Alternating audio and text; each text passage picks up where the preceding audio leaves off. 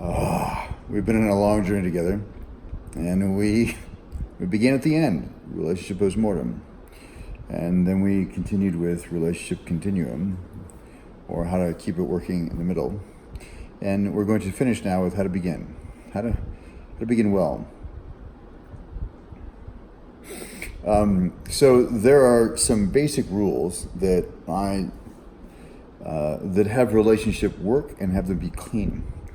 And they are these.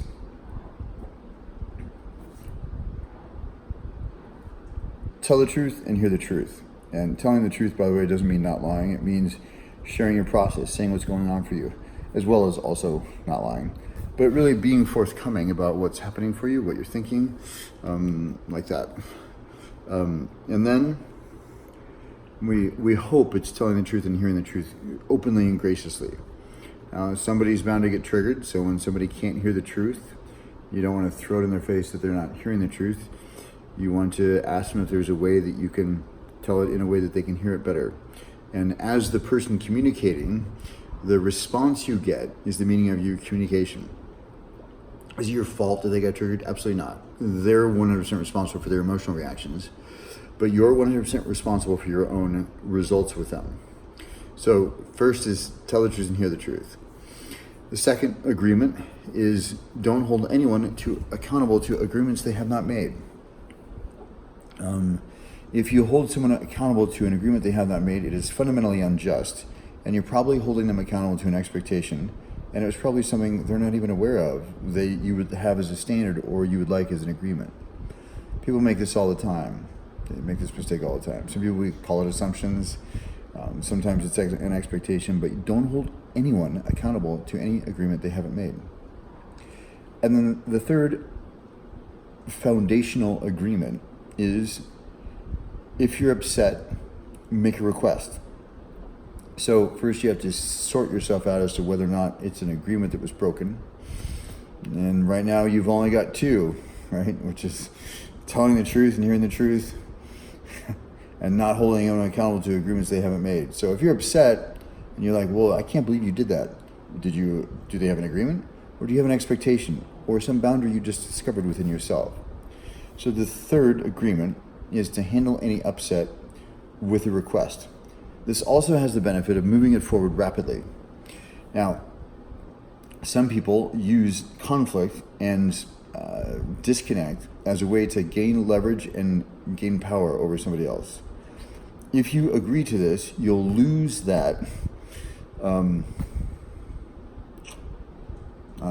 shitty piece of behavior. You'll have to drop that. And so it moves it right away to a solution.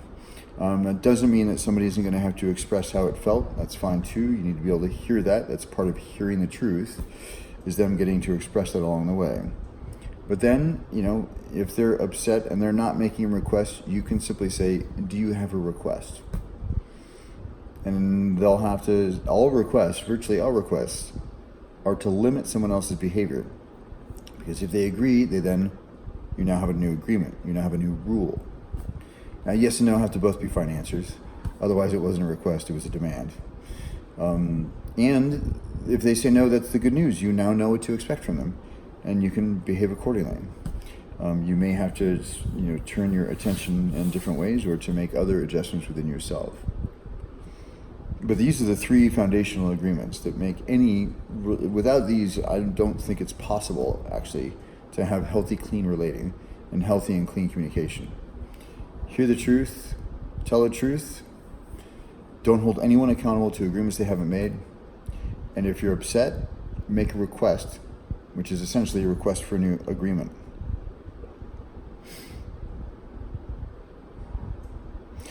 These are first date things, by the way. When I go on a date, this is the first, I wait a little bit, but I say, hey, have you ever felt like, have you ever noticed, and my experience has been, especially around alternative relating, I'll call it, that people go, oh my gosh, finally, I've never seen somebody do this right. They also sometimes go, wow, you go deep fast. Yeah, that's fine. And you can pre-frame it saying, do you mind if I go deep fast? Or would you like to talk about the weather for a bit? But once you know there's enough rapport and there's enough chemistry, then you want to lay out these agreements, because chemistry alone, by the way, is the worst possible, believe me, you have to have chemistry, but the worst possible barometer for a relationship. We'll get into, by the way, how to avoid wasting your time next, but these are the 3 foundational agreements. Then we'll get into whether or not it's a fit and how to determine that very rapidly. And those are second date questions.